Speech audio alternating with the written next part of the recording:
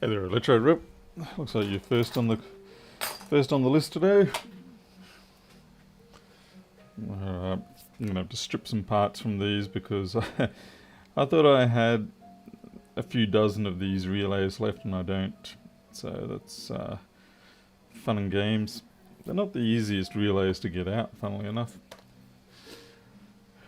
Anyway, we've got you may remember I did a modification of a USB 3 switchboard from before, but I profiled it down to something a bit smaller. It's still not as compact as what I could make, but this will do fine. And we're going to convert the Microscope Lite over to this one rather than the old one. Look, we're going to even have some nice little 0.1 inch pitch headers on it, terminal blocks. They're actually really annoying, those terminal blocks. They never sit straight. I mean, you're supposed to have holes in the circuit board to help them stabilize them, but I never did that when I did the design for them. So I've got to clip them off every time, which is not the greatest thing, but yeah, well, this isn't for commercial or anything like that. And yeah, I've got to get the relay out, and like I said, this is not the easiest thing with these ones. I'll try and desolder, but even then I think it's going to be a bit dodgy. The other thing I thought I had a bunch of 2313 chips, but I do not, so I'm going to have to pull it from this old programmer. This here is a programmer I did more recently, so it's looking a bit nicer, but yeah, so we'll take it from this. We'll have to reflash that chip. Yeah, so yeah, bit of a bitzer. I could just take the Microscope Lite that I've got now and take its bits off, but I kind of want to have parts alight while I'm doing this. Hey Kristen, yeah, I know it's daylight again. It seems to be a bit of a trend I'm developing. Maybe I'm becoming healthier and no longer being such a vampire. So the first thing we'll try to do is desolder that relay. We've got to be careful because it can sort of easy to overheat them.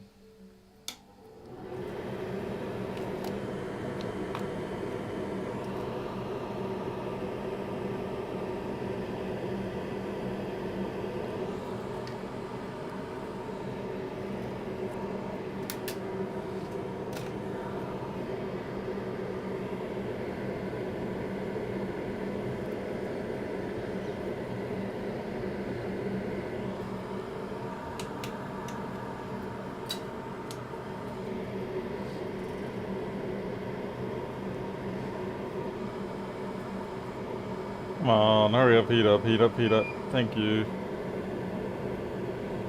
It's amazing how long it can take for soldering irons to heat up when you want them to. Yeah, see, it's gonna be a lot of that kind of crap. Where it doesn't really let go of the leg, it just sort of says, yeah, sure, I'll suck up the easy bits of solder and then leave dregs down in the hole.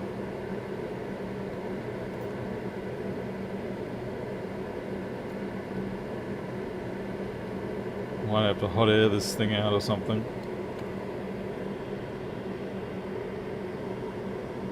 Hey, wrong way. Hey, Mark II.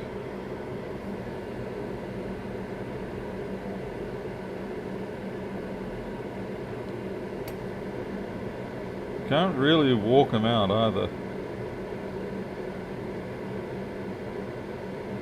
A bit of hot air.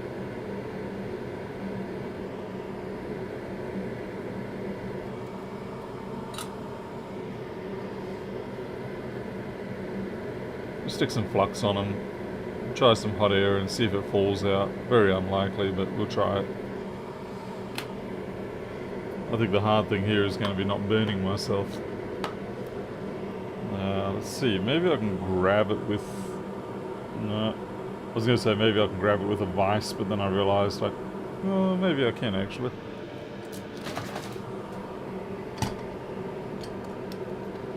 As long as the vise doesn't crush the relay. It's a very real possibility.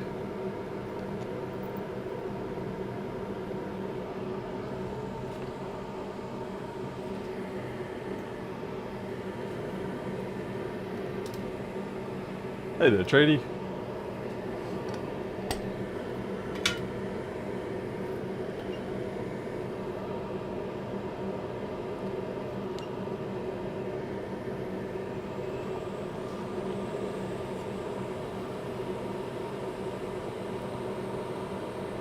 %90 chance that I will get this to reflow, but yeah, that crap will happen.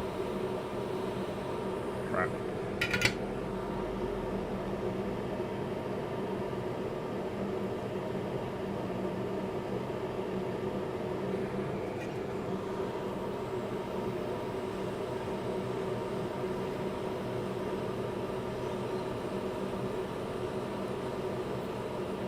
I need an oven mitt.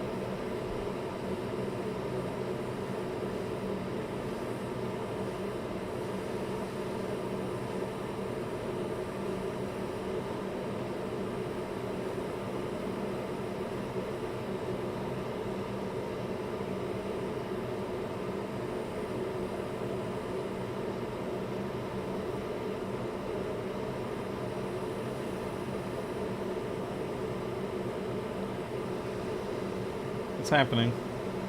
Sort of.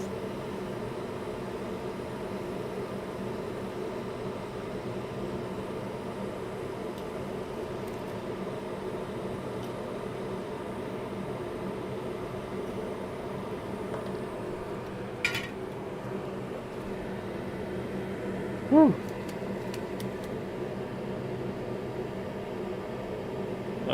Hopefully the relay's okay. Won't be surprised if it's not. I mean, they're usually pretty tough. Alright, now we've got to get this ancient looking 2313 off.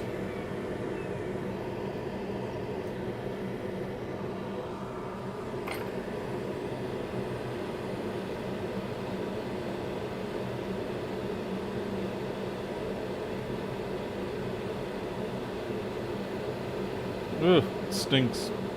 Lots of dust. Dust and crap. There we go, that's off. Wonder if we can take the USB connector off.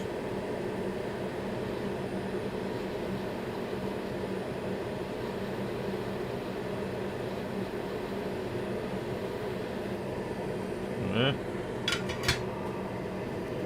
I could strip off the discretes, but I don't think I will.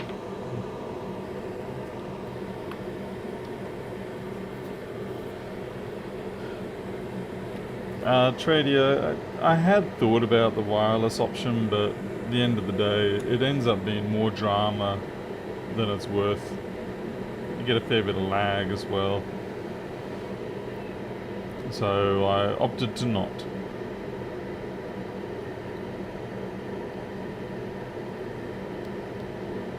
Alright, well, at least that fits in. So it's a start.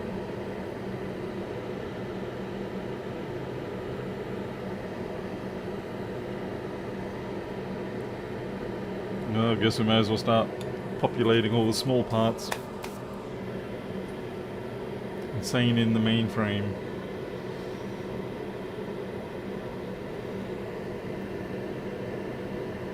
Just smear random crap everywhere. Should do the trick.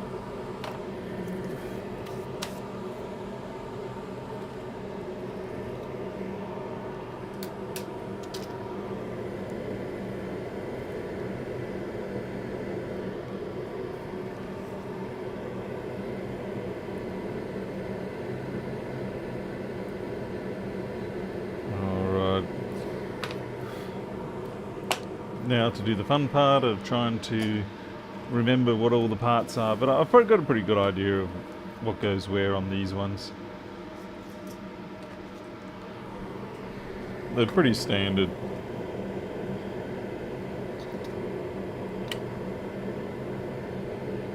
What have we got? Let's see, 68 and a hair. another 68.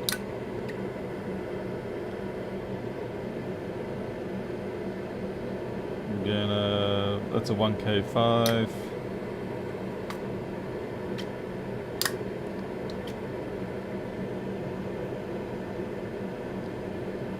That's the flyback.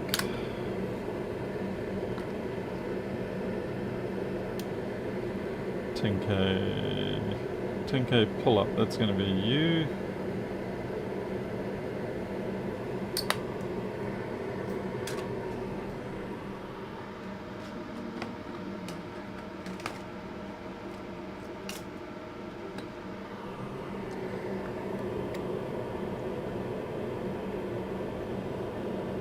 $150 for that.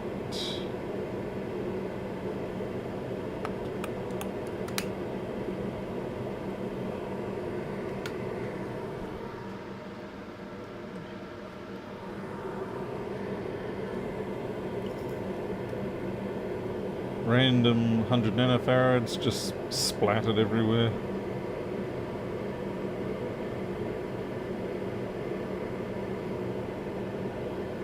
Actually, I think I've only got the 2, I think. Yeah, it's only the 2.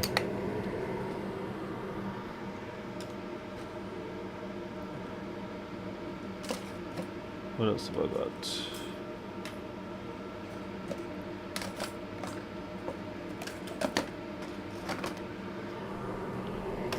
Then we need the gate drive the relay MOSFET.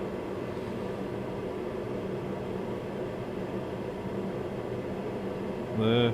Oh, and this will need a, what do we got? 10K pull down. Yep, okay.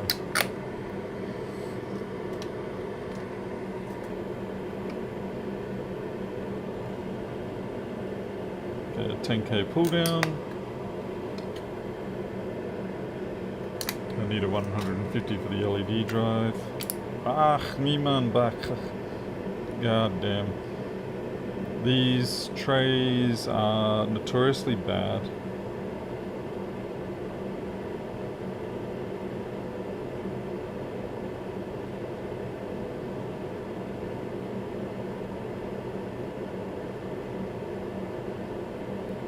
They snap off that little latch up there.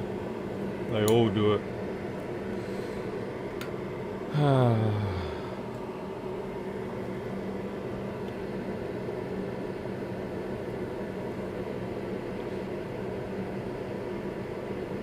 Oh, and we need the protection diodes, which are 3v6 Zenas. Actually, not even protection diodes. They're a really nasty, bodgy way of restricting the signaling on the lines, because we're driving this chip at 5 volts, so it's putting out 5 volt signals, but we use these Zenas to keep them clamped to the 3v6 or 3v3 or whatever it is that's required for USB normally. It's a bodgy way, but because the currents are so low, it doesn't really matter so much.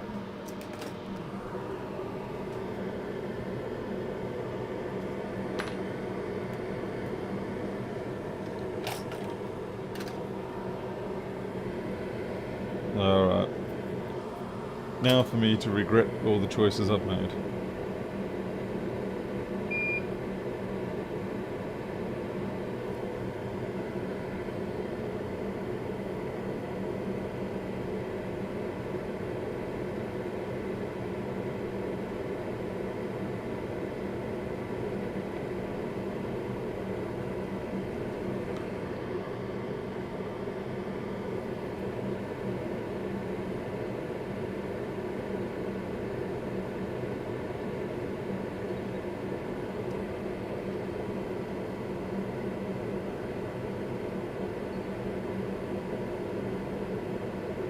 Don't give me the pillow in head. That's on the wrong orientation. That's fine.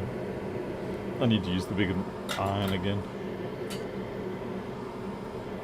Yeah, one way it is sort of. As long as you've got something to keep the current under control so it isn't a direct short, then they work. They're really soft, squishy sort of regulator, but they do the job in these scenarios. Like I said, very soft.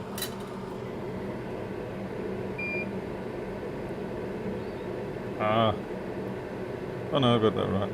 I thought I had that wrong.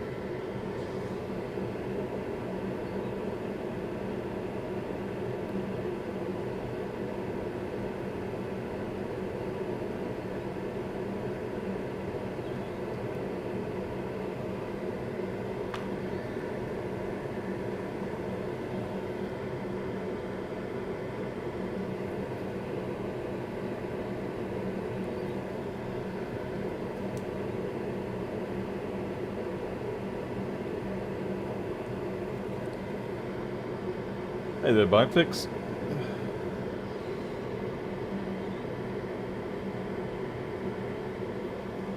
Sorry to hear about the animosity there with the Ginger and your older cat. Unfortunately, that does tend to happen. Don't get me wrong, ours have got long history of hating each other too in various times. But they're sort of getting a little bit tired of hating each other now.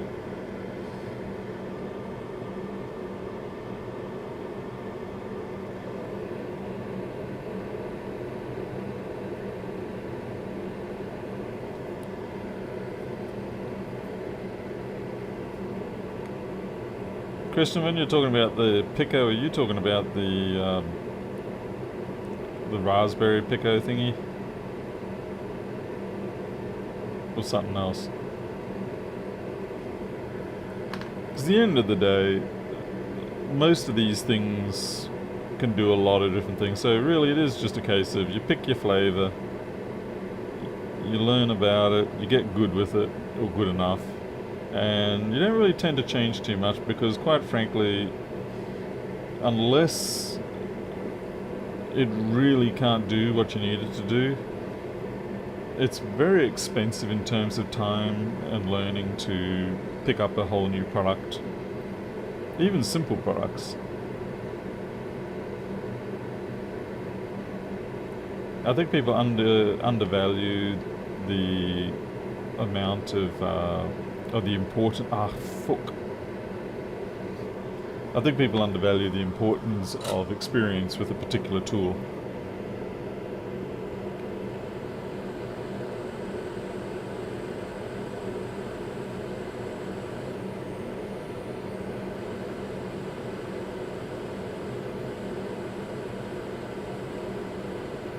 Yep, everything's just flying all over the place here.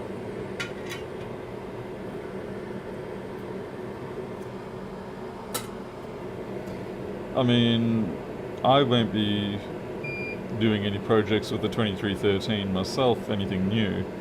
You know, I'm doing the 414, 212s, that sort of stuff these days. But even with these small microcontrollers, there's so many tricks, quirks, and all that sort of stuff that you can do with them that yeah, you really do try to stick with them if you can.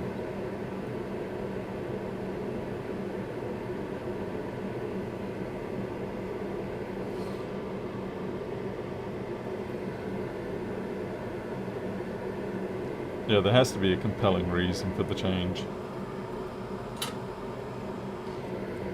A extreme reduction of bill of materials, or yeah, I don't know. That's usually the primary one. Okay, we need a couple of LEDs. I suppose we can stick that connector down.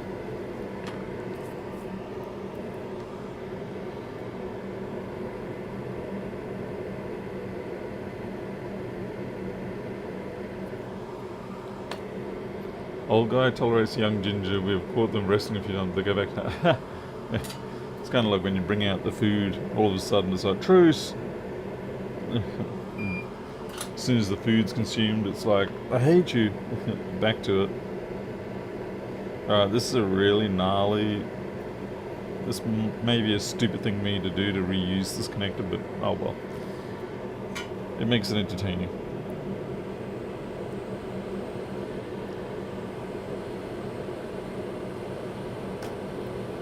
Fortunately, this device is not something I'm going to be reconnecting multiple times. It's sort of, once it's set, it's set.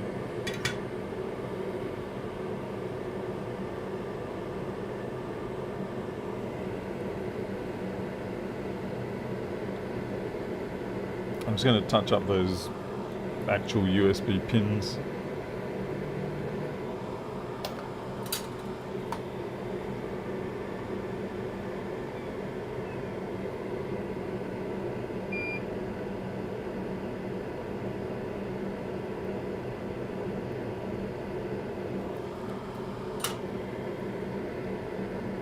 So that's them. Let's see. I guess we'll stick the chip down. Chip has definitely seen better days. It is going to have to be reprogrammed. So thankfully I've got a header on here for programming. Hey, go Paz.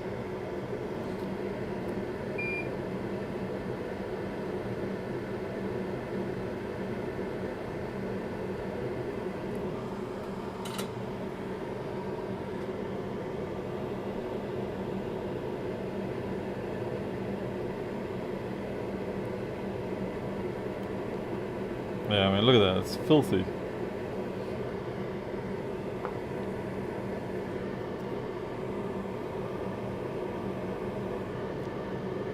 I just realized that my microscope capture is upside down.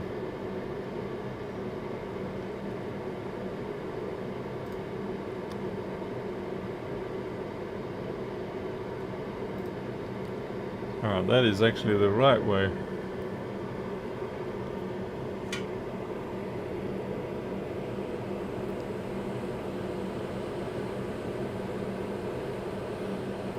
One thing I got wrong right from the start. No. I'm just gonna have to let that go. Okay. One thing I got wrong right from the start, we're talking like 15 years ago or whatever, was the footprint for this chip. I made it too small originally. Like, it really is a case of you have to get it perfectly on. There's no real leeway anywhere. I like to have a little bit of pad showing out the leg, and I just never got around to updating it.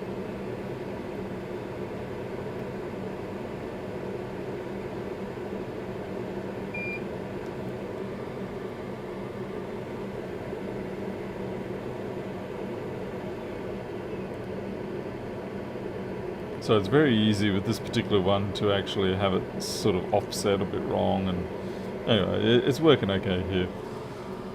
Let's see, we need a resonator.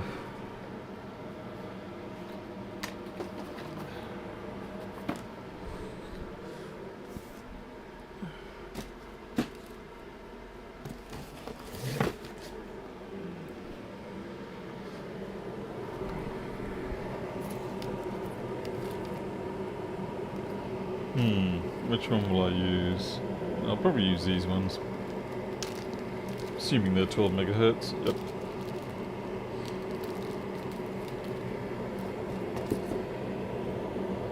In most cases it doesn't really make a difference, but sometimes, depending on the built-in caps, a crystal resonator versus a ceramic one may not work.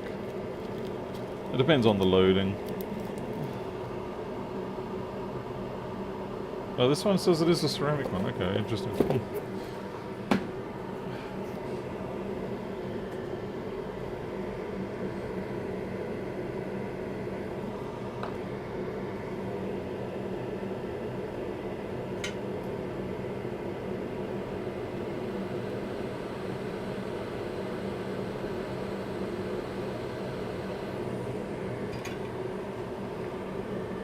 Hey there, Yasko.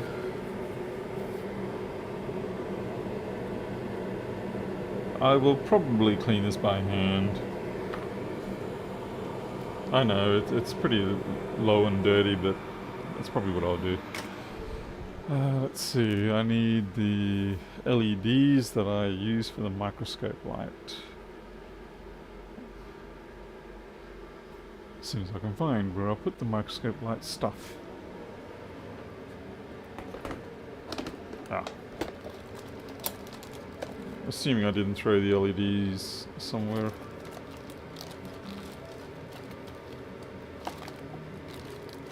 Oh, come on, man. Where did I put those LEDs?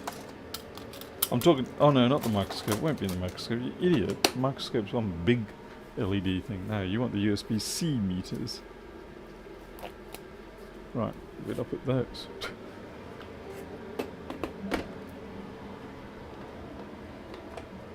Not there, not there. Ah, here we go.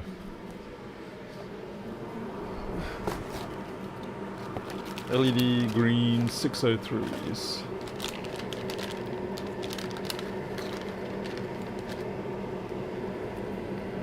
Buy a couple of hundred at a time, maybe 1,000. 1, 2.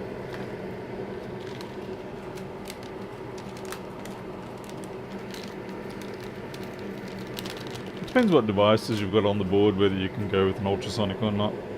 I wouldn't ultrasonic a relay on the board. Particularly the sort that I've got here, it's quite likely that you would tend to get a bit of build-up of junk getting into the contacts.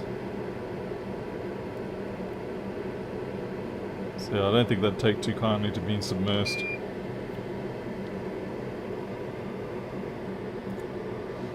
In which case, the proper way to do this would be to actually build the controller board, ultrasonic the controller board, and then go along and install the relay.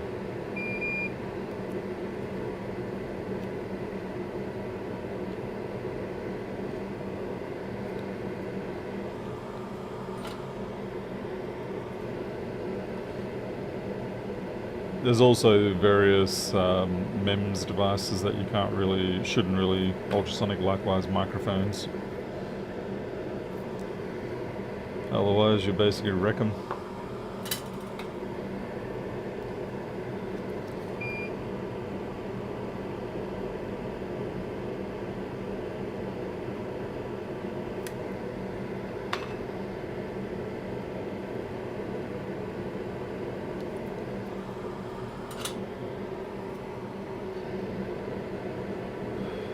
Alright, it's really in the icky sticky phase, so this is a perfect time for me to now flash this with the right firmware.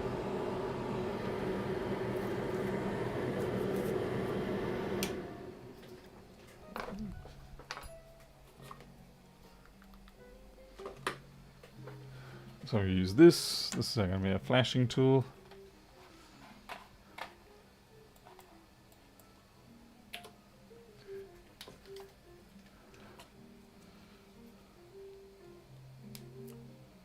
Okay, it's detected. Let's see. Right, supply power to it. And let's see if I can get this completely wrong. Okay. Have a nice green LED there showing up on the relay board, so that indicates we've got some sort of contact. Ah.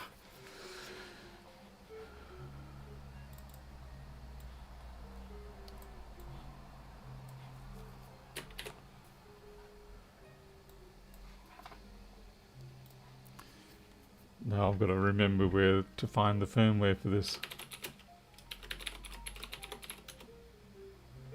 Uh-huh.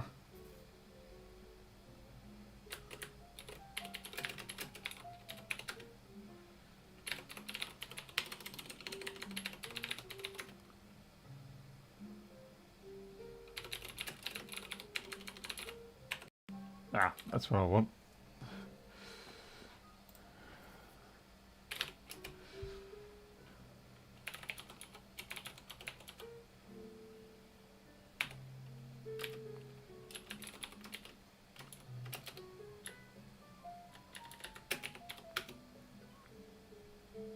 That you're not going to get that from the router. That's better. Okay.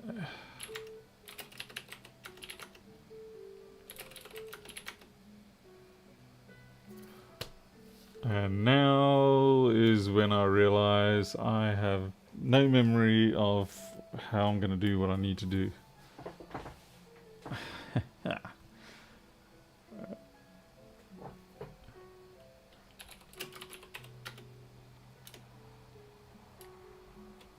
Maybe I'll do it.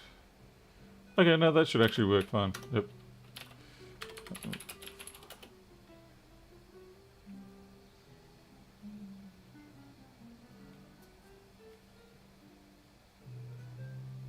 Cool, that worked.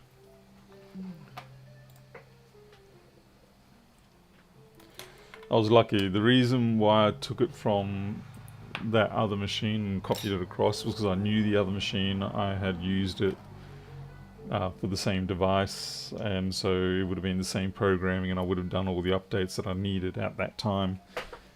So there was a reasonable chance that it was going to be pre-configured how I needed. Okay, now we give it the scrub down. Let's heat it up a little bit first.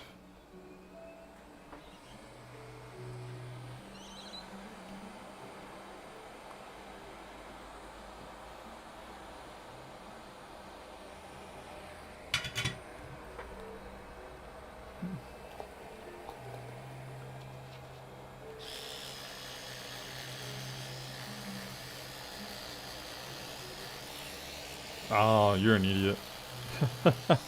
Do not put a running toothbrushy thing into the pot of alcohol. It just goes everywhere.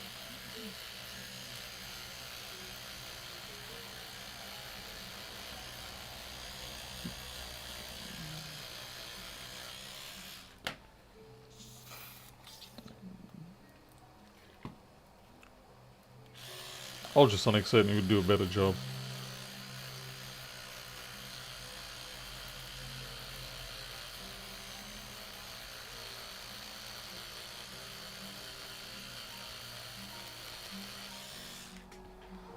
Okay.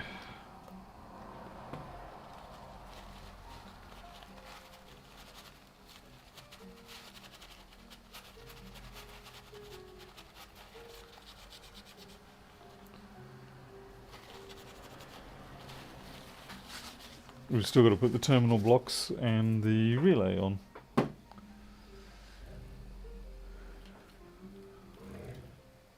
See how it looks though. I see it actually looks pretty decent now. Doesn't look quite as gnarly as it did before. That's good. Okay, so relay and terminal blocks.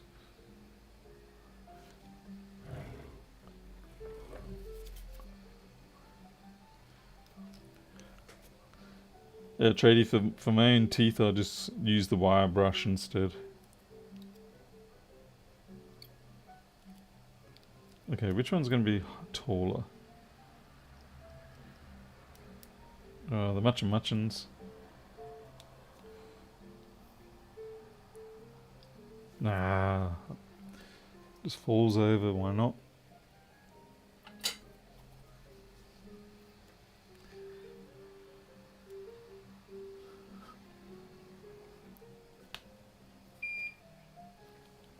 Extractor.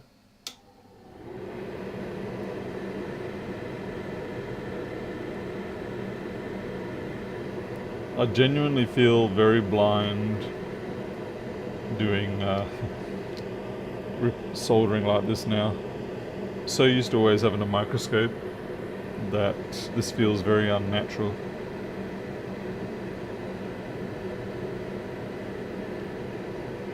It's like, am I even getting it in the hole?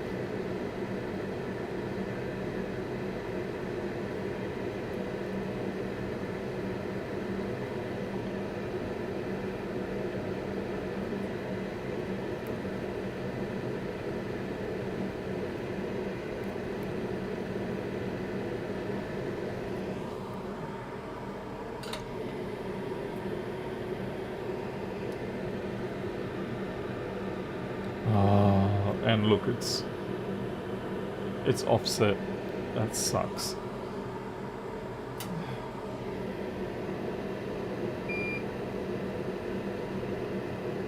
I am not going to get that offset out. Not without reflowing it.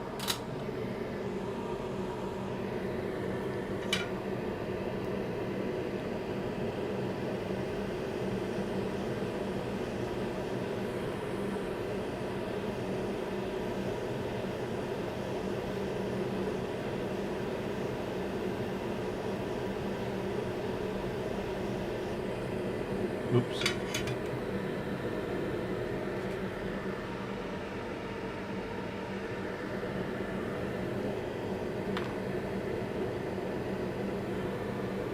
Mostly got it out.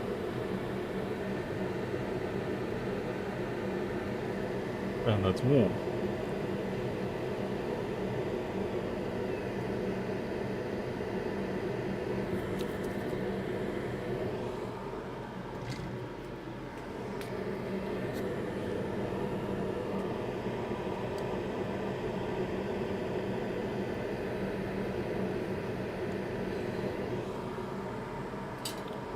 We actually only need one terminal on this, but it's a bit awkward trying to do a single terminal. Flippin' heck, that's hot. It's still hot from the hot airing, funnily enough. I could theoretically... solder's too small. I could theoretically do both plus and minus lines, but there isn't any point. I prefer to actually just cut one of them, namely the positive side, and that way then you still have your ground permanently attached, so you don't end up with this sudden voltage differential.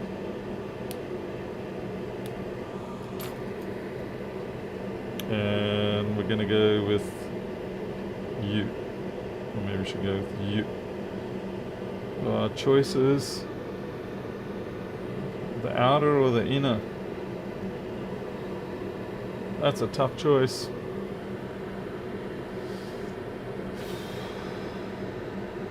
I don't know. What's the chat vote? Outer or inner?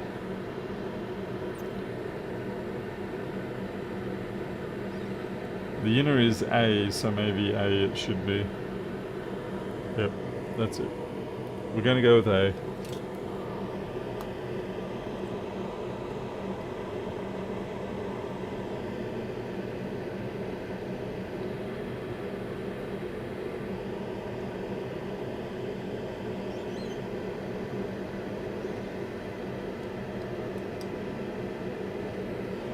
This is another big reason why I much prefer surface mount stuff in general, because you don't have to do this whole flip side bollocks.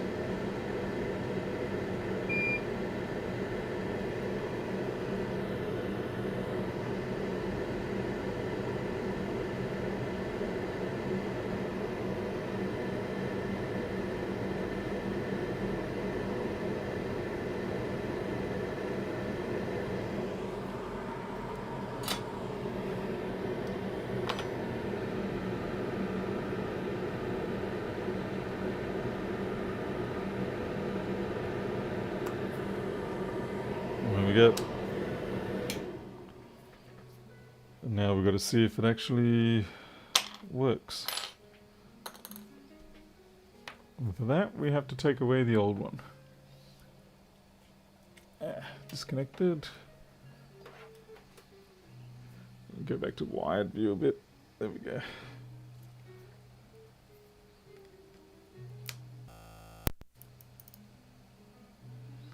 Alright, well, the LED for the relay is on. Let's see if we can...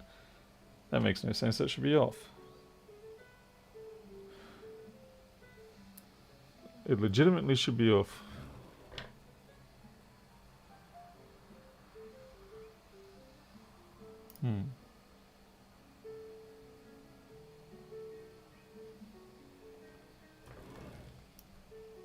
Okay, it's off now. Alright. It was just in the state was inside the chip itself when I got flashed. and when I switched it out, that state was reasserted, and then now that I've swung it back, it's turned it off. So that is working as it should be. Okay. This is going to be fun. Just like the last time.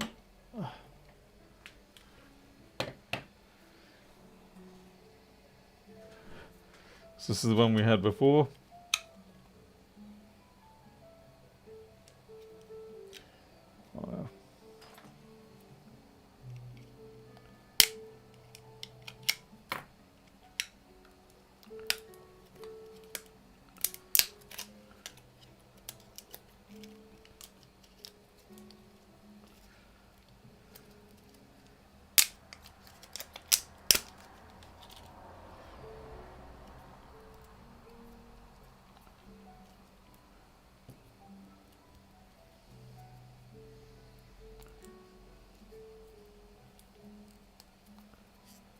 And we just got to desolder those two wires, which are beautifully captured by hot glue.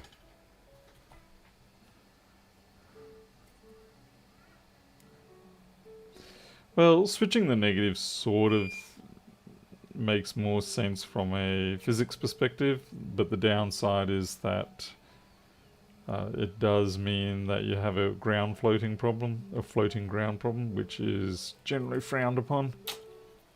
So we prefer to switch the high side and keep the grounds tied together. Alright, so now this is going to be easier because I just stick it into the terminal block and we're done. You'll also notice on the bottom, I don't know if you can see it, but it's got normally open, normally closed state. So I don't know if this heat shrink's actually... That heat shrink is probably not going to shrink well enough. It's kind of annoying. I suppose we could try it and see if we can get enough shrinkage on it, but I have a feeling it won't. This is going to be a bit of a sloppy fit.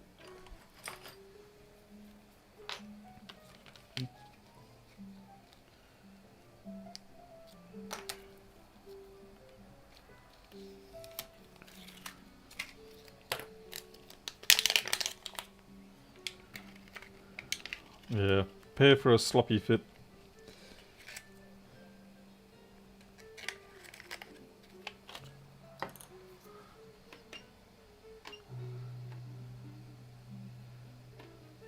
Mostly because I think at best this has a 2-to-1 ratio of shrinkage. Okay, and the other fun thing is keeping it central while it does its shrinky stuff.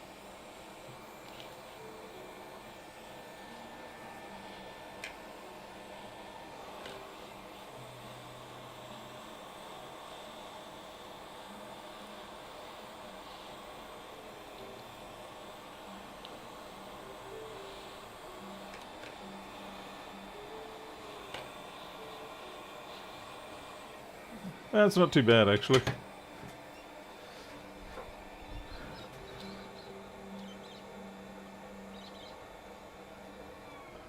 Except I'm gonna have access holes for my screws. Oh well, we can work on that.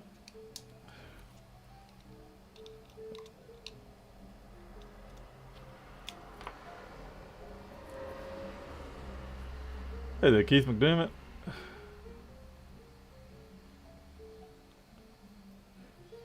Yeah, it does insulate at least, so that is a bonus.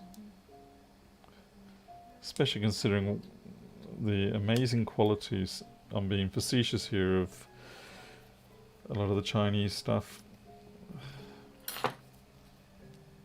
I'm terrified by a lot of their quality control when it comes to mains powered stuff. Like I said, I had a hot air system at one point and it was just dangerous as heck. They used some other logic board. It was not actually a proper hot air controller board, it seems. And it was just had so many bodgy bits on it. I threw it out even though it cost me a bit. I threw it out simply because I just couldn't take that risk. Okay, so pin A, and we need a fine blade. Oh jeez. Nobody uses blades. I have to go get my wearer kit. Wherever the hell it is.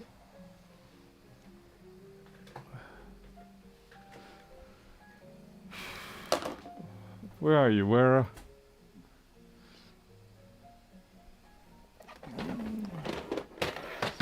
Oh, they are tucked away. I'll use these ones.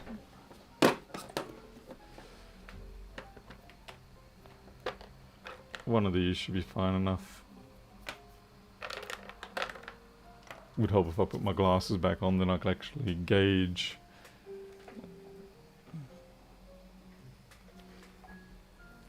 Right.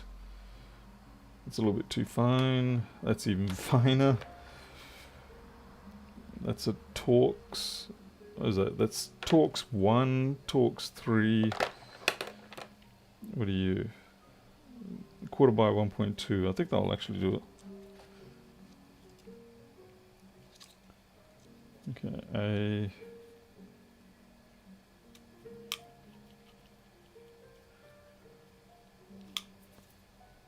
okay, it's comparatively snug. And then we want... I'm gonna go with the NO. If it's wrong, we'll just flip it.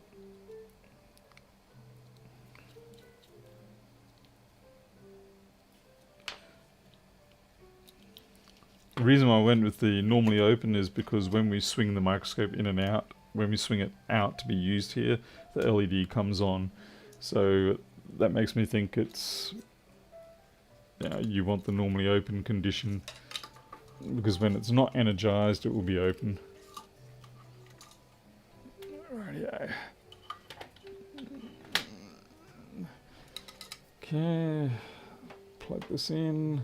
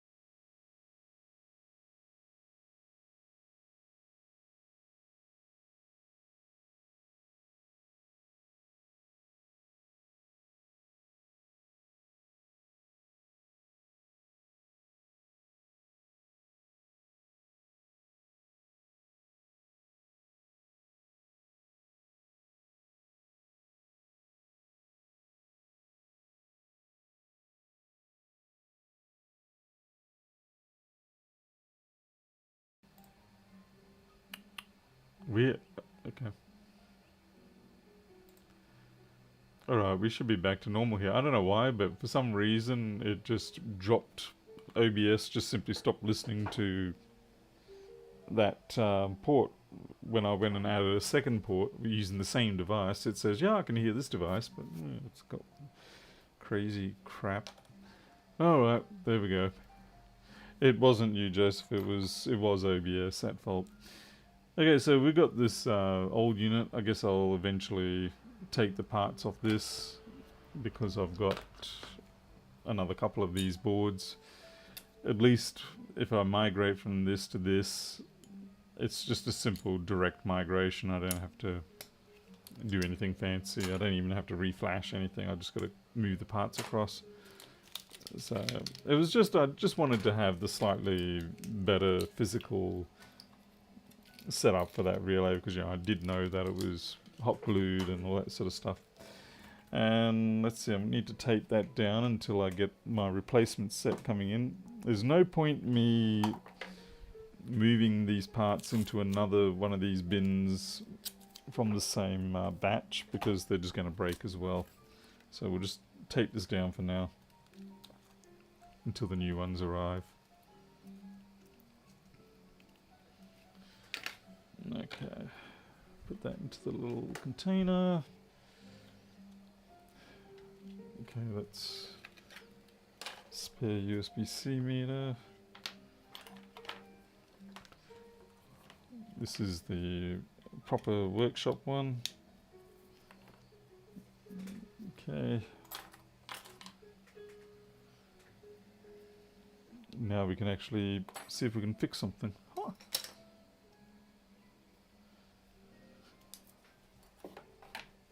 Instead of spending all our day just tinkering around, not doing anything properly. What have we got? What's this one? Ooh, 1707. Ah, boy, this could be fun.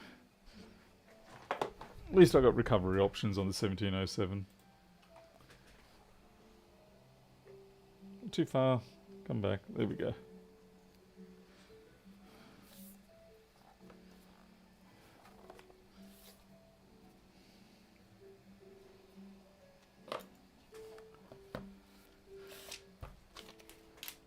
Beep.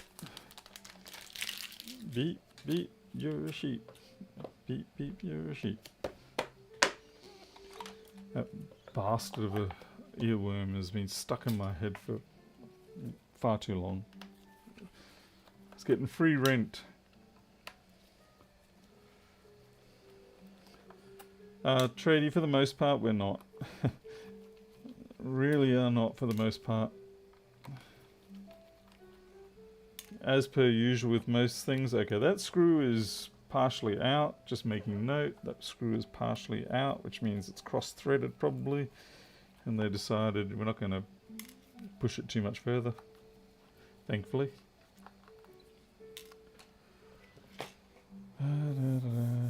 Yeah, but outside of the limited amount of things you can see, everything's a disaster. So what is actually the fault on this one? Sitting dormant, battery started swelling, they probably replaced it and it stopped working, I'm guessing. Could just be a bad battery. Replace the battery, device sometimes displays. Ooh, oh joy. Okay, I can already probably see why. The, yeah, that's been... Wait, what? What? Wow, that's not the prettiest of batteries. And it's, that cable's been sorely butchered. So it may just be a case of everything is butchered. But certainly that data connector there is dodgy. And what the God damn it. People just have torn off that because they didn't want to take the logic board back out. So it's like, just tear it off. I forgot to put it back in, so let's just tear it off. Why not? Good job. Splendido.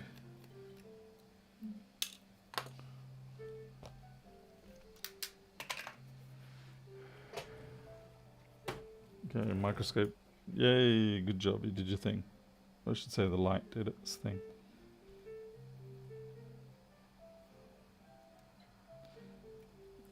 Amazingly, for as messed up as the flex was in terms of fold, it doesn't seem to be broken.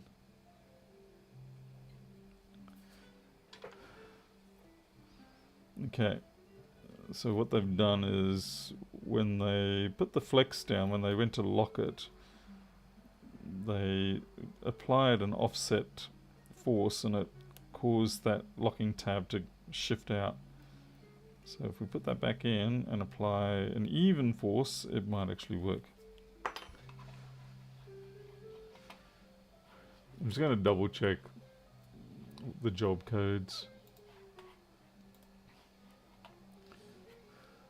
I mean, I'll be happy if it was just that 1746.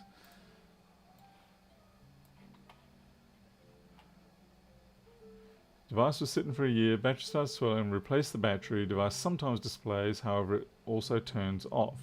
Haptic feedback also cuts off. Only able to get it to display twice. Okay.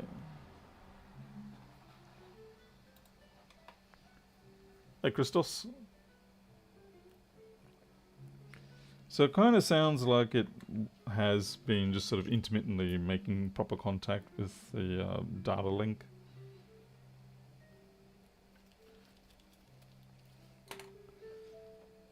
And a lot of times, this sort of thing happens just when people aren't comfortable with doing this sort of work or they can't see properly.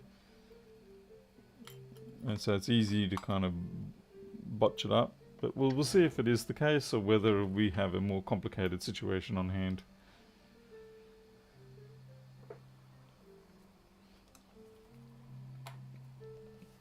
For everybody's sake, I'm kind of hoping this is straightforward.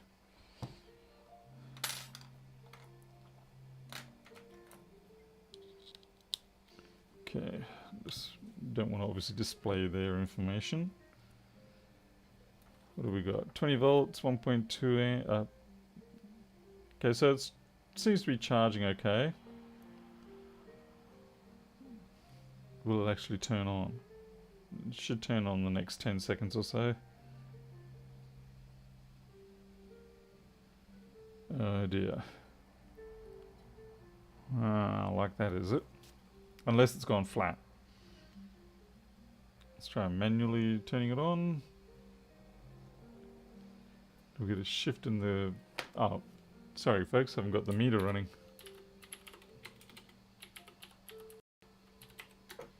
There we go.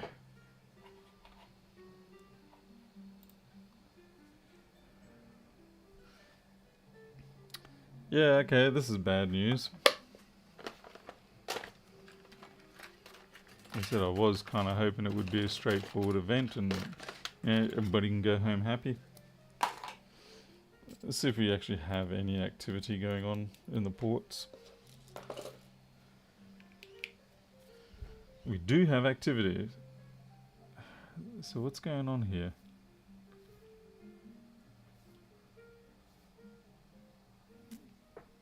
Oh, the backlight shit itself.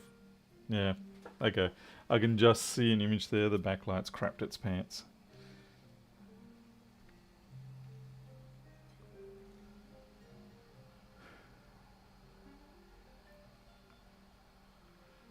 So if I had to guess, actually it doesn't even, it's not responding to me pressing that down properly. Come on, turn off.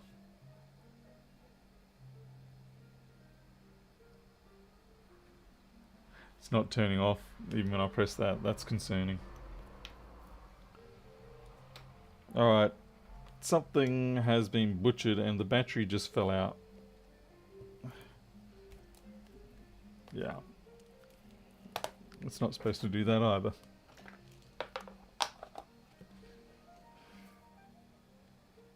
So unfortunately, it's not just a case of that was loose. It's something more severe. Maybe multiple things. I'm a little worried about the fact that we have no backlight. It may mean a damaged screen. So first thing I'm going to do is have a look at the contacts and all that. Because to replace the battery, they should have taken the logic board out, because the cables run under the logic board. Which means goodness knows what could have happened. Hey Copaz, thank you for the... what'd you put there? $5. Workmanship. Well, you're talking about mine or theirs? Okay, and I can see that's bent ever so slightly. Hopefully it's just superficial. Yeah, we're going to have to just take this logic board out.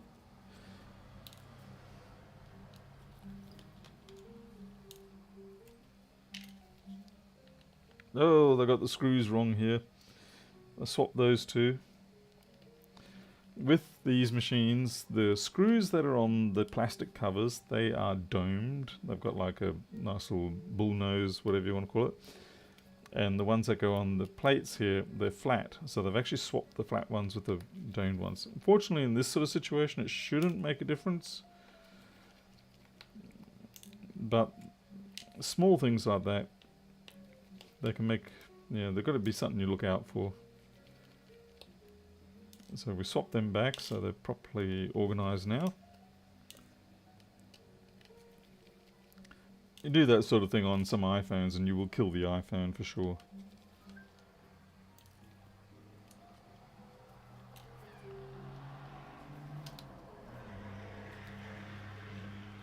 Oh, there goes another crazy person with a stupid car.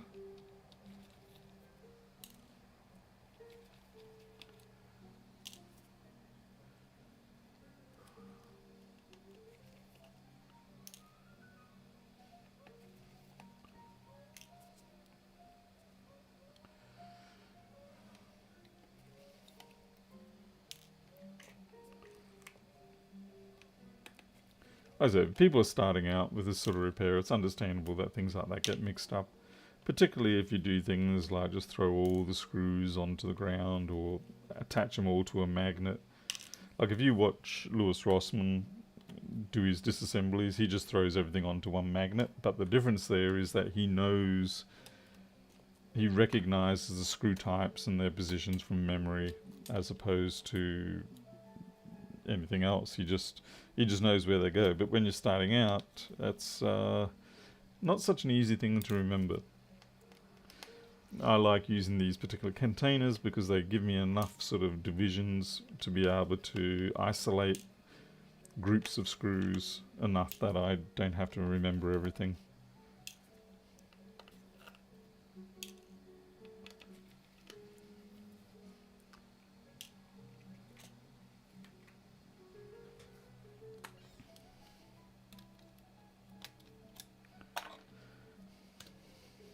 Okay, where's that T8? I'm a little disappointed by the fact that they ripped those rubber shrouds. That will make a difference in the cooling. I'll see if they want me to look at replacing them.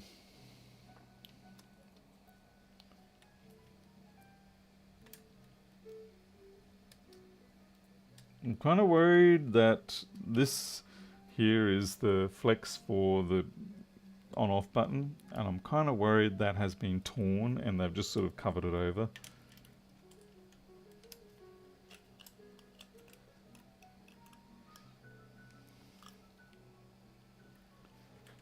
I'll just take these off. They're going to be replaced one way or another, I guess.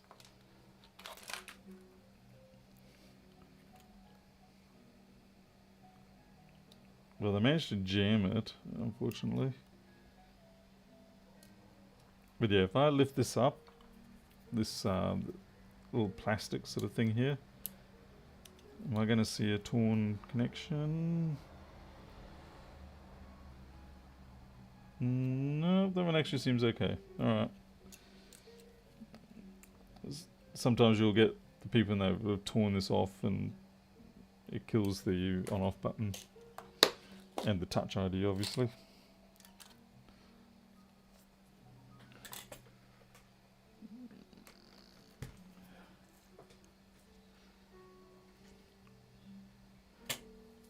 Oh, the Osbay.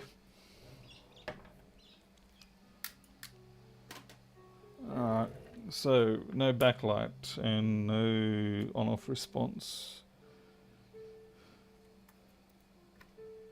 Let's have a look at the backlight section. Doesn't look particularly problematic. So we'll go have a look at the display connector section.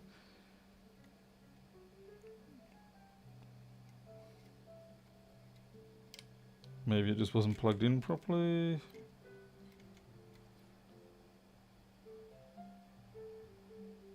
There's a little bit of merging of crap in there, but it's not the backlight section. The other possibility is the display could be exhibiting, ooh, maybe that's what it is. Maybe it's FlexGate.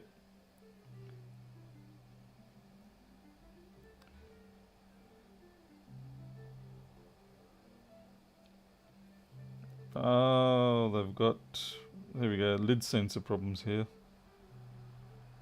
Could be that.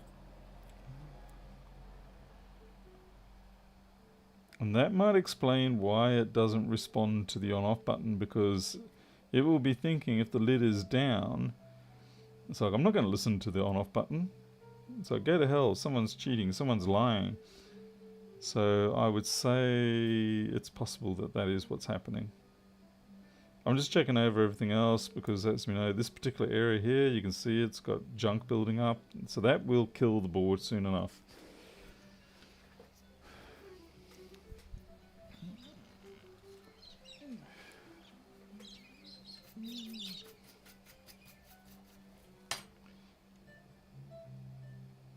Yeah, that cap's in a bad way. It's not the worst, but it's not great. But I think our smoking gun is this here.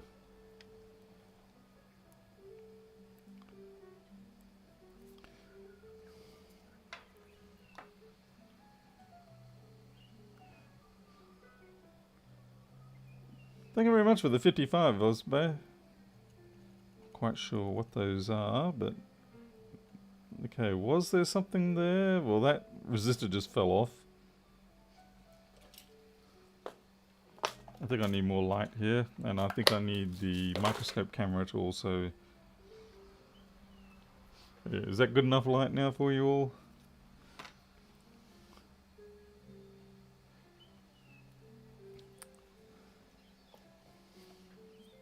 Turkish lira probably, yeah. Okay, I can see the trace has been destroyed. That's really interesting. I actually have never encountered that before for this board.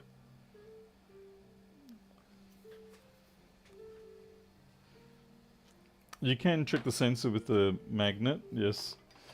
But in this case, the signal wouldn't go anywhere anyway. Because you can see here. God damn, I broke my tip. That trace has basically, oh wow, it's completely eaten away. What the hell did that? Okay, I need to fix up this knife tip. It's going to need some grinding back, unfortunately. Yeah, that's going to need some serious grinding.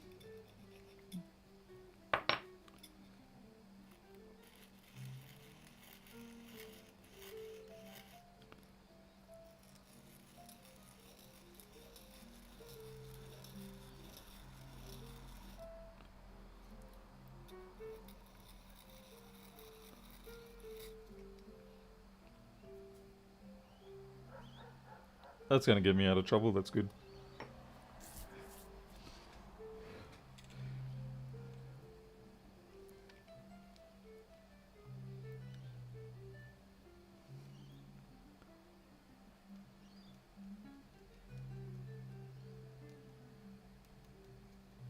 Yeah, that's completely gone there.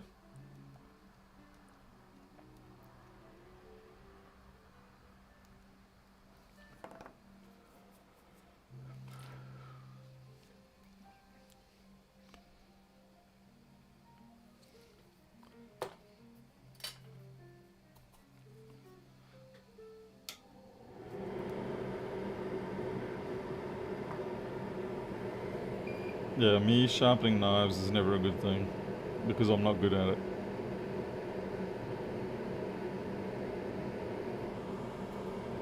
Not that I'm actually any good at most things, but you know, I'll try most things, but I'm usually second rate at most things. That's okay. I'm comfortable with my lack of being first rate in everything or anything. You sort of get used to it over time.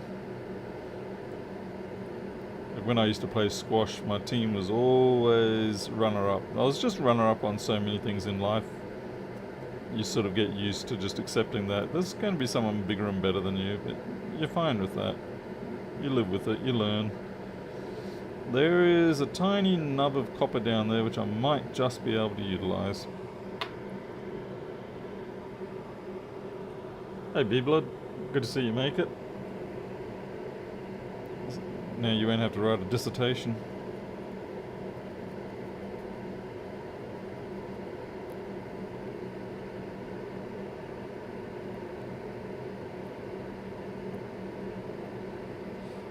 Here's hoping that little nub's going to be enough. I guess I better see. I think this is a 928 board. Which one is it? Yep, 928. Ha! Finally, after all these years, I'm actually guessing them correctly. Only took 6 years.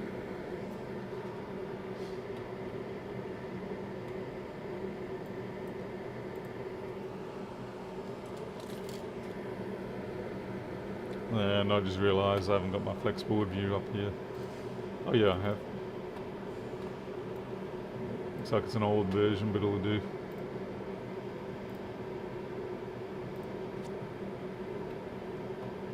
Oh, I wouldn't say that byte fix. I guess it depends on how you measure best. I think is what it comes down to, you know. There are people who have far more superior technical capabilities. Yeah, this is my shitty old version. See how it does that flare out? So I'm going to download my new version.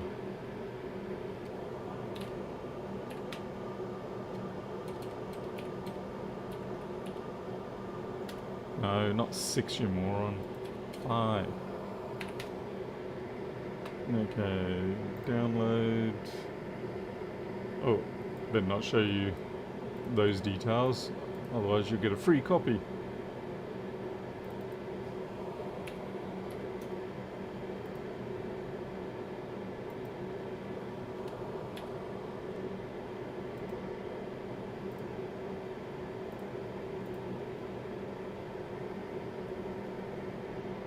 Downloading, downloading, downloading, downloading.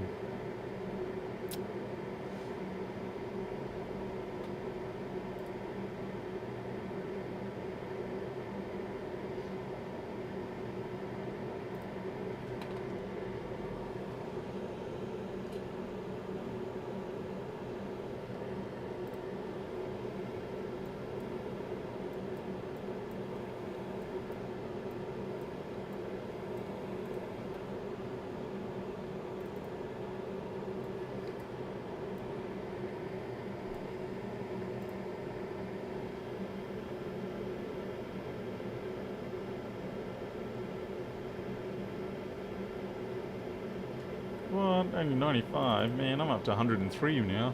Oh well.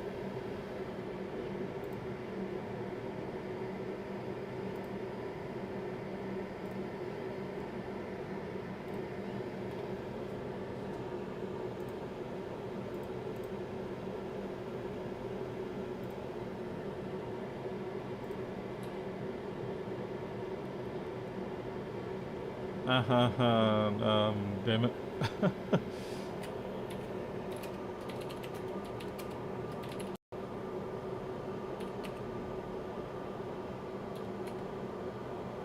Is it 95? Hey, sweetie. Pick up. Oh, right. Yeah, okay. I'll be back in a second, you guys. Yeah, she's picking up her tablet. She has a chesty cough, just so you know. Nice.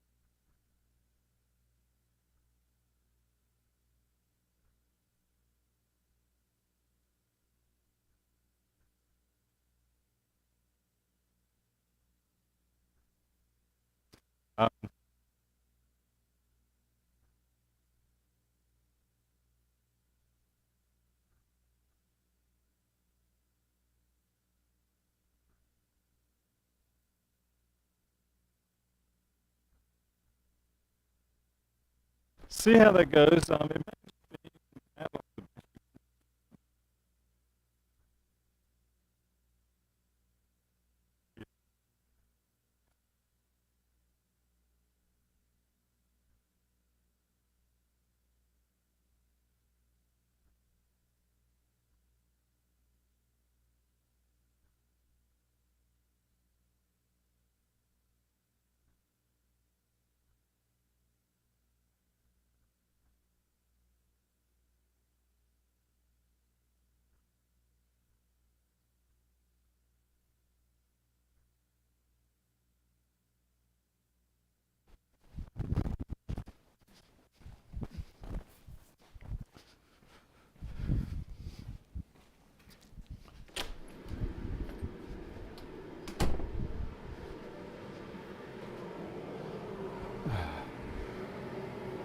Okie dokie, I'm back. Alright, so what have we got? Home 50095. I should do it.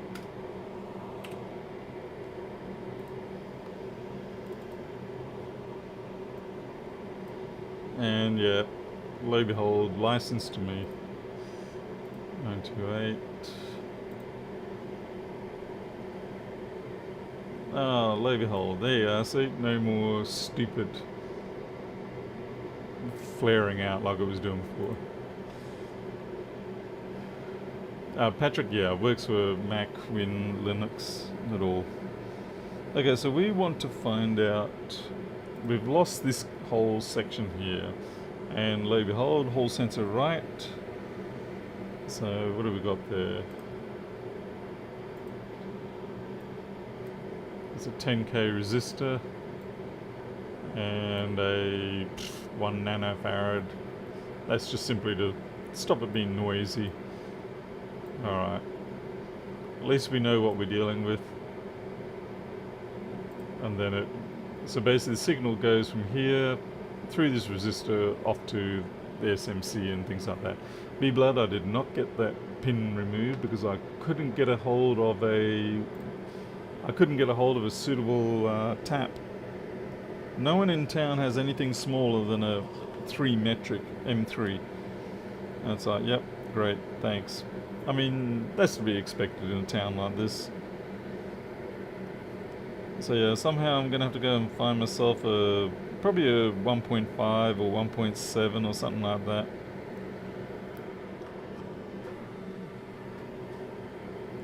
Like I said, I'm not surprised.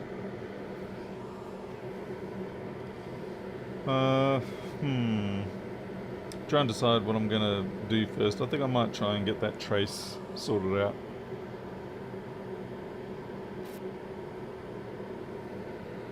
But yeah, I really do want to get that roll pin removed, but it's going to be an exercise. If I could grip it nicely with like the tip of my soldering iron and then draw it out, that would be awesome. But it's not going to work like that.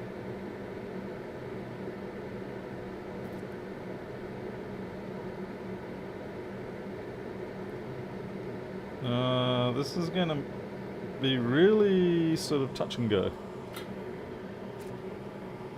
Small steel pin. I was thinking of gluing it, yeah, but it's... I have a kind of feeling that the glue will actually end up just wicking because of the fact that the pin has that slot in it. So it will have a tendency to just wick outside of the pin and then stick itself even more securely.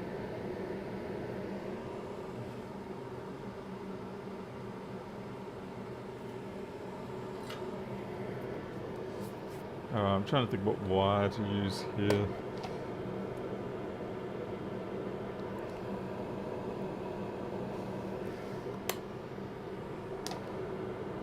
Trying to decide whether I should use the Litz wire or something else.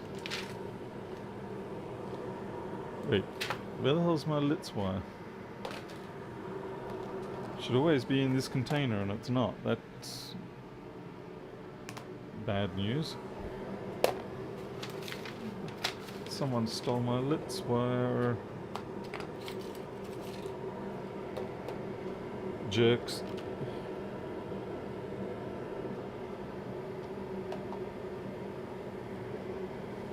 Yeah, creature, that's why I said I won't glue it. I mean, look at the size of that. That's massively too big. Alright, I'm definitely going to need the Litz wire.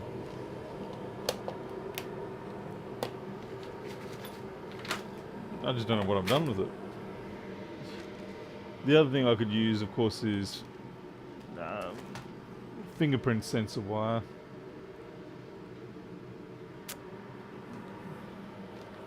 It's just more frustrating because I think, well, normally I have...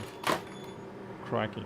Normally I have that wire on hand for exactly this sort of thing, so why is it not here?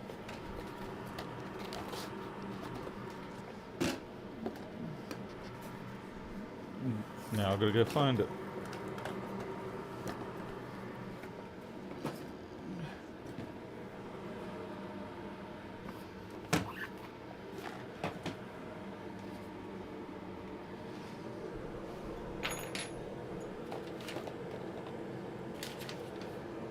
Yeah, that's why you have a special place for these things, so you don't have to spend stupid amounts of time walking around the workshop looking like an idiot trying to find stuff that should be in a fixed location.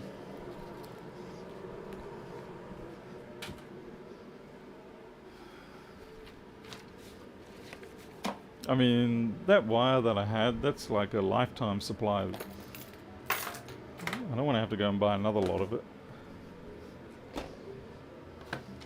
10 centimeters of that stuff probably is a lifetime supply. Hey Spider, what you doing, bro? You see my wire?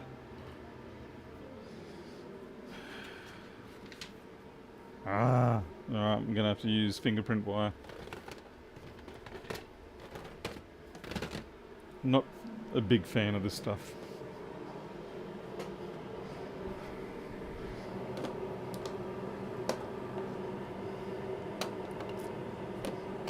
Jim, no, it's not actually a rivet, it's just it literally is just a piece of rectangular metal rolled.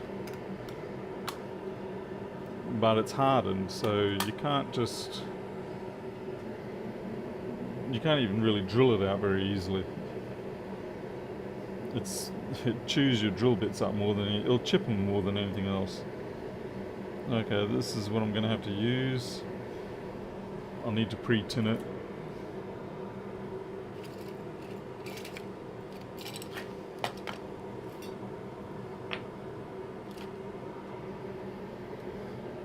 Yeah, very hard steel.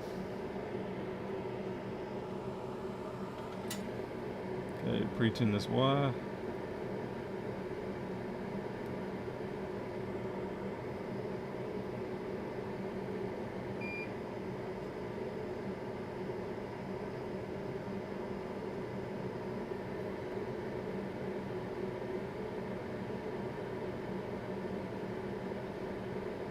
It's going to do the whole length actually.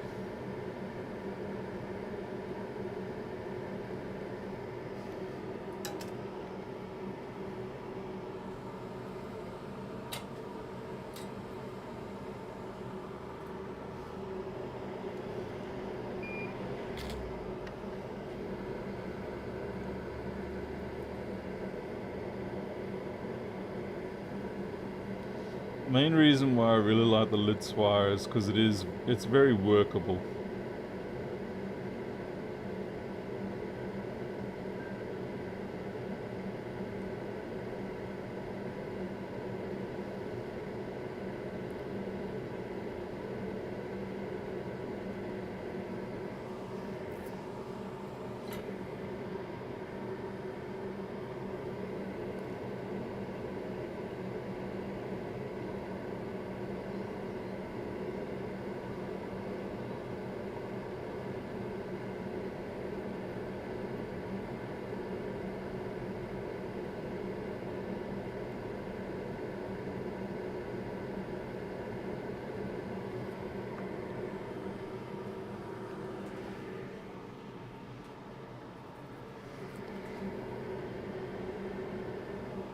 Oh there, Craig.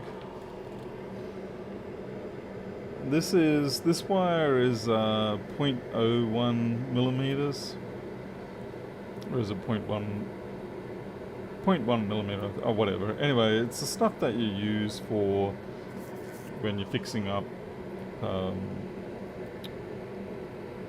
audio chip faults and stuff like that in iPhones.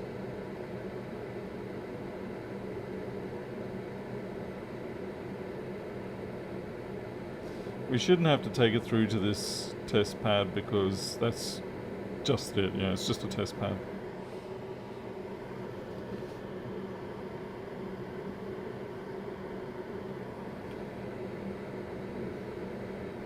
Sorry, creature, what do you mean? What? Bike? What? News to me.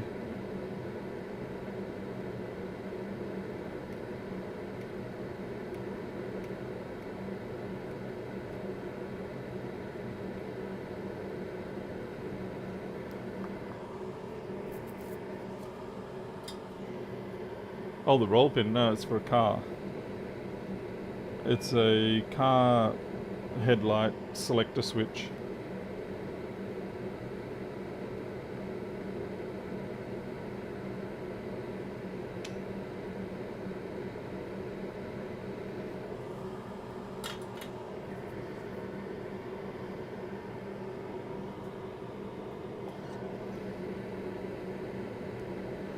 Yeah, this is where we just got to wash away as much of that flux as we can without rubbing too much.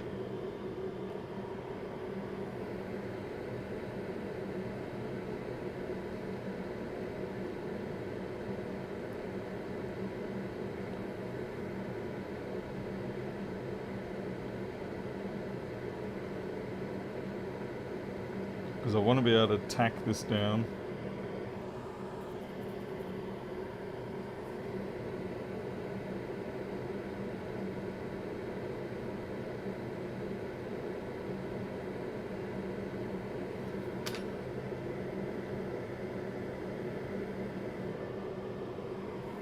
Okay, we got the UV cure.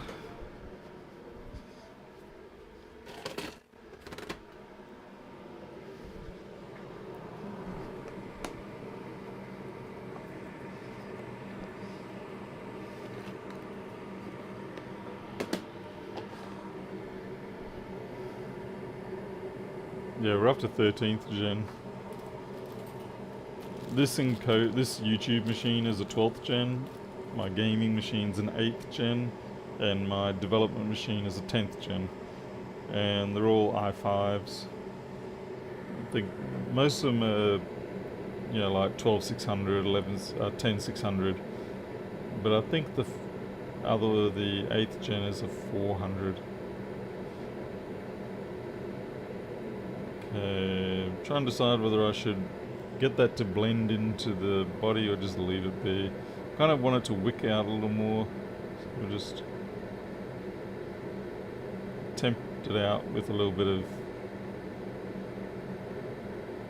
There we go.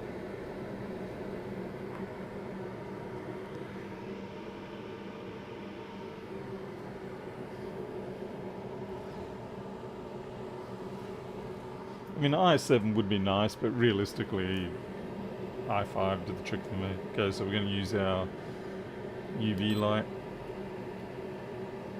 It'll do its thing for 60 seconds.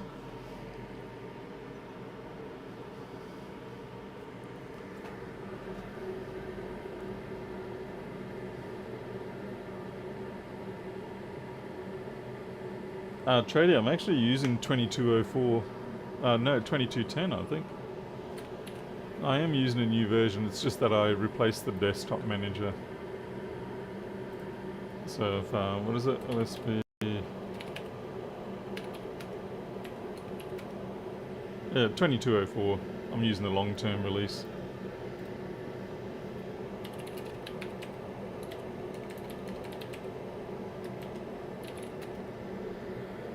Oh, okay, this is the 12500. Okay, I didn't get to the 12600.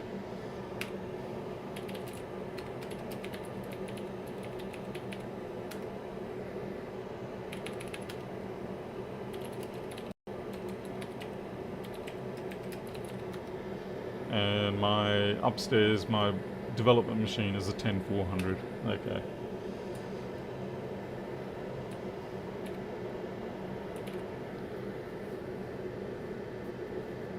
Yeah, the secure cell. Oh yeah, that would have been it.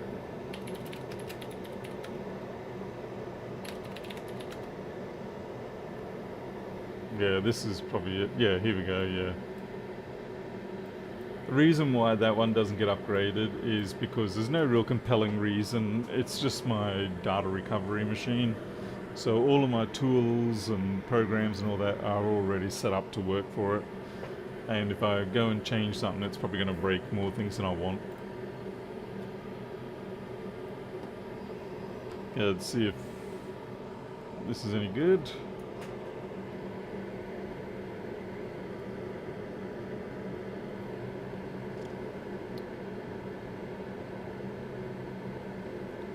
Looks barely tolerable.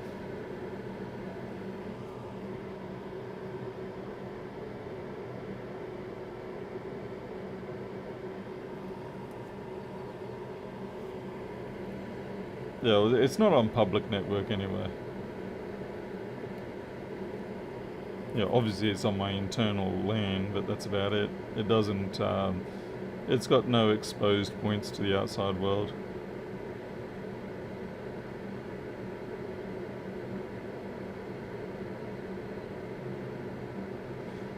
Okay, we're going to be a little bit low and dirty here. We don't have a pad here for this noise reduction capacitor, so we're actually just going to land it on top of the wire. And the resistor, we're going to just kind of push it off to the side a little bit, but it'll be okay.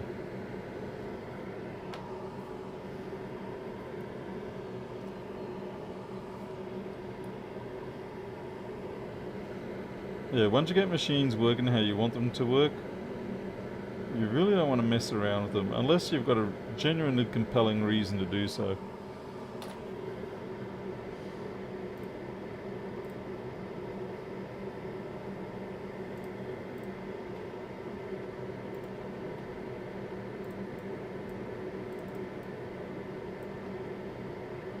So what is that? That's a 10K 201. Okay, grab out 201s.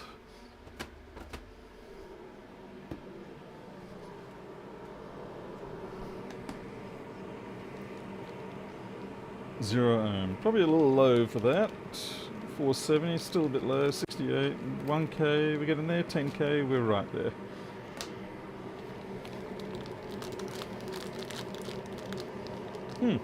Interesting. I haven't yet violated this packet. Well, I have now. Yep, 10K.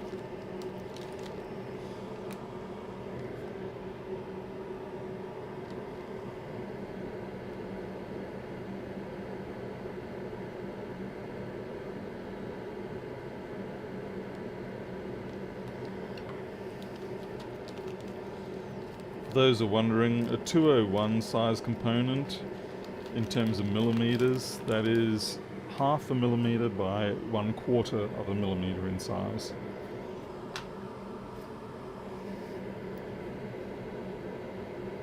Wow, those tweezers have seen better days. These ones are okay. Could do a bit of filing back again though.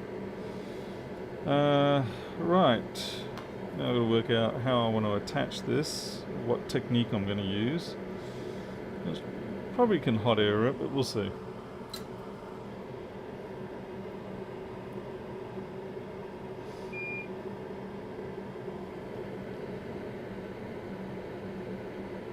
I'm going to puff the pads up, give them an inflated self-worth. Naturally, of course, that pad doesn't want to take solder now.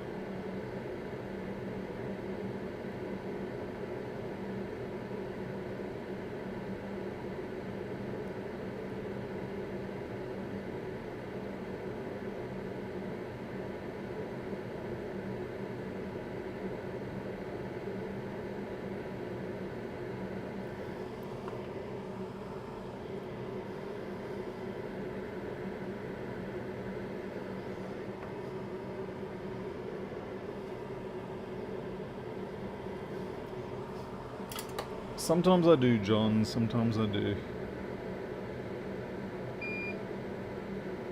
Alright, that's what we wanted. We wanted double puffy pads.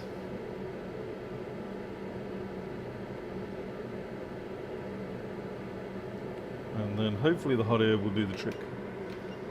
Really drop that air speed right down to about 20%. Should do it.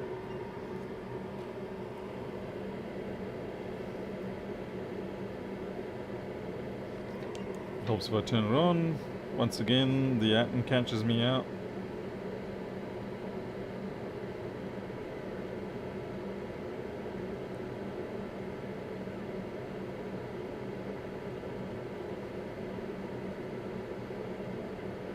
Yeah, maybe I need a little more air.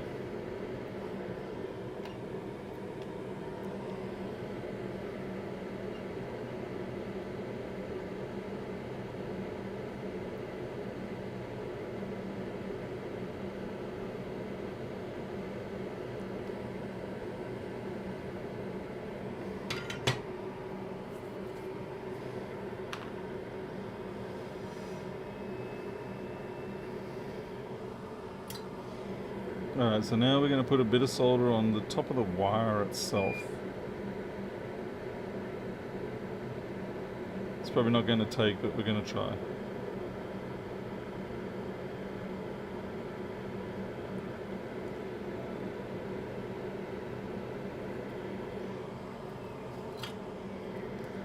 It did take a little bit.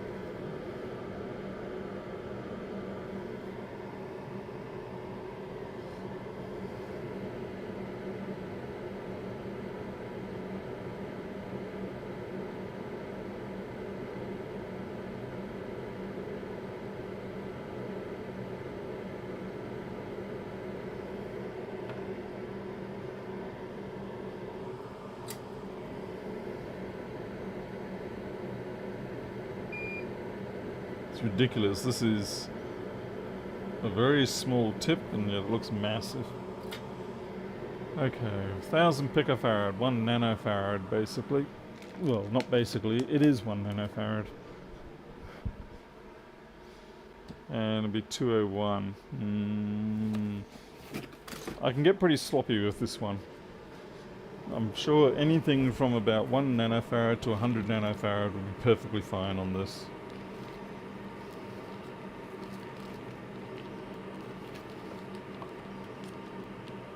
Or 70 nanofarad might actually be a little low. Actually a little high. Geez, everything I've got's 100 nanofarad. 10 nanofarad.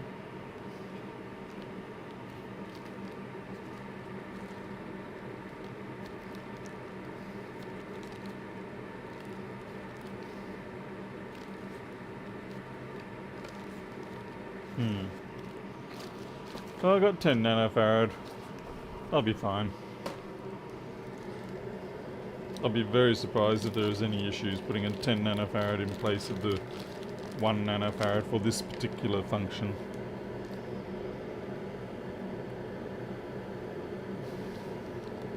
The voltage rating is the same, so that's slightly more important in this instance.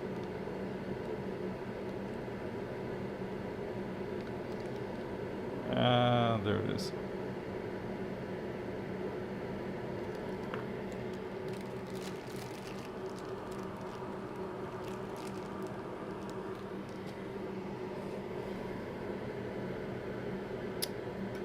Damn it.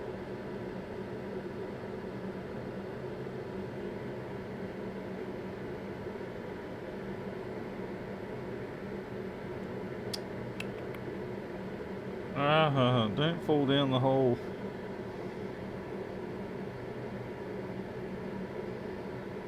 Oh, got it.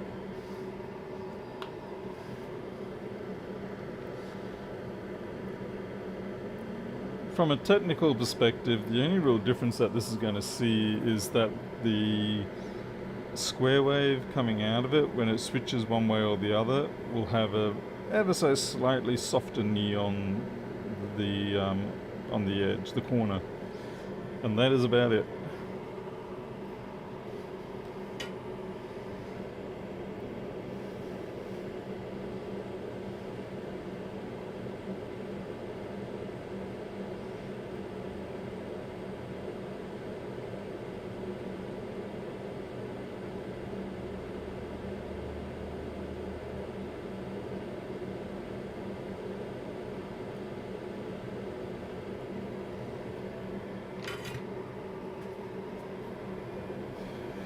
looks like I'm going to have to just build up solder from the wire.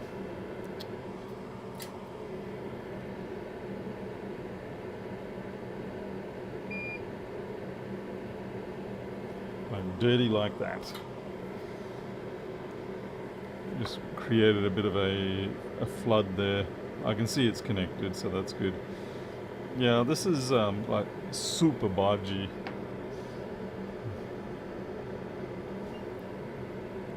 Just give it another hit for the heat, get everything to settle where it wants to settle so it doesn't feel like it's under stress.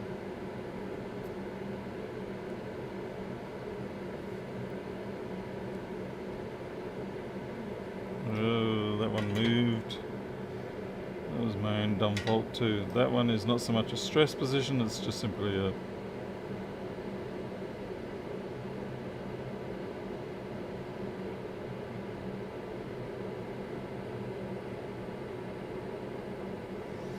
Yep, good job, Paul. You had it perfectly reasonable back there and then you touched it. Well, at this point I could almost put a bridging blob between the two, to be honest. Like just, you know, get a chunk of solder, blob between them.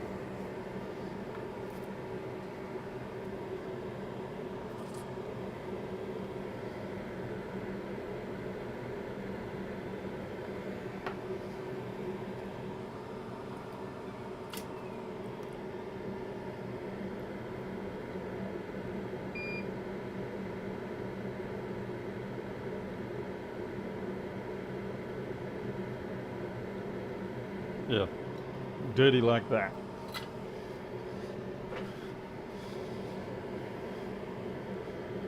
Now we're not going to leave it as a Hershey kiss. We will reflow it again and let it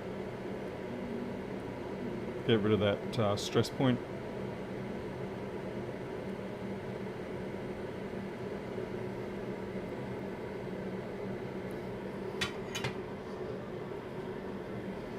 And what happens there?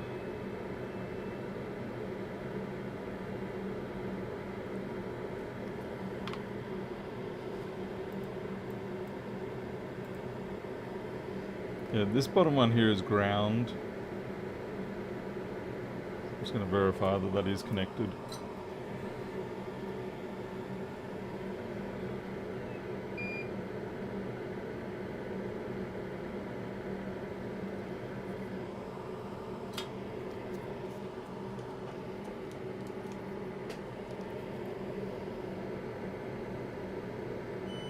Yep, ground's good.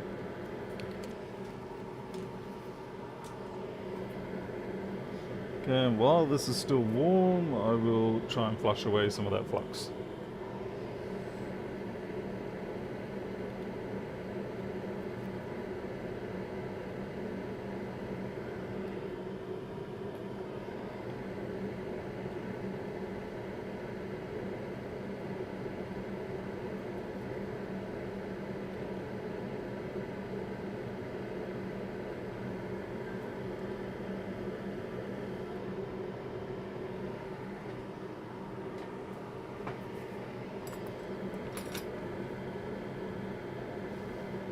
Almost looks like it could work.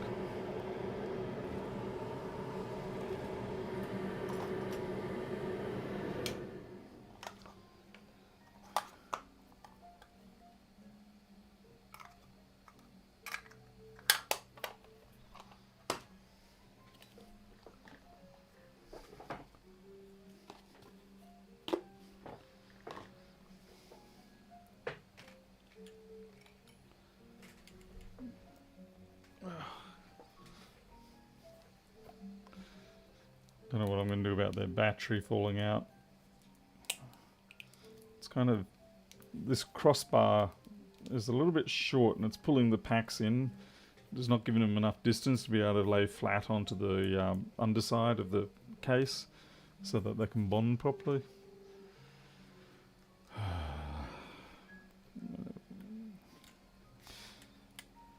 That there is where we did the repair. Just in there. Teeny tiny. You actually see that? I might be able to see it. Oh, there you go. Put the fingertip there.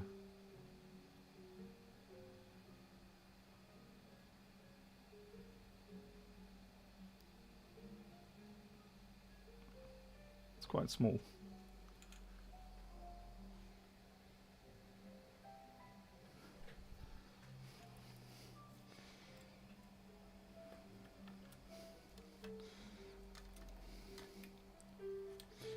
Now this is going to be a verification fit, so we just need to see that we do get functionality back, and then I'm going to have a look at those other caps, the other parts of the board that I was thinking might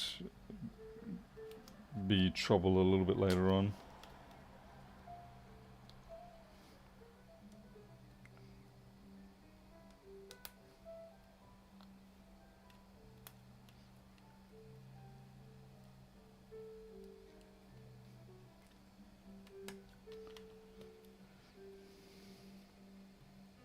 Be interesting to see if this button works now.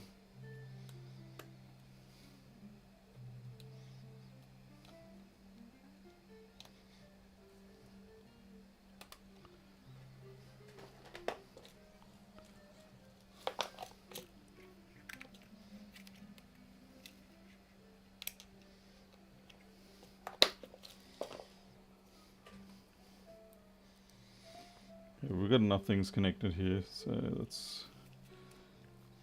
By the way, with these replacement batteries, don't ever trust them to properly disconnect, even when you disconnect the data flex. Just as a habit, always take that screw out.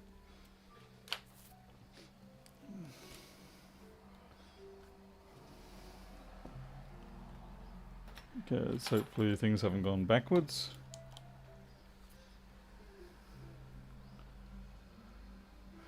We've got 20 volts and we've got charge current, so that's good.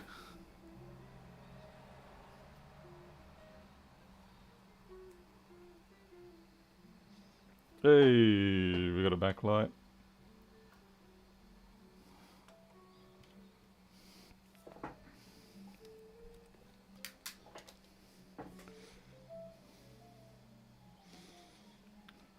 See track, what do you call it? Touchpad's working, thank goodness too. This thing's stuck at the start though, so hopefully we don't have file system corruption. Ooh. Password issues, okay. The reason why it's going to go into this password mode is because we've stopped and restarted it several times. If you get that, and you know it's not because you forgot or anything like that, just hit reset, as in you select reset or go back.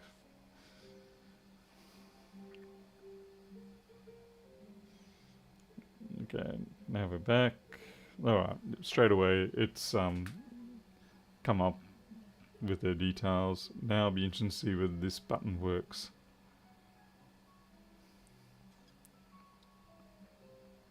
Yep, the button works. Okay, so that's an interesting point. If the Hall sensor is telling, or if the machine thinks the lid is down, it's going to ignore the power button.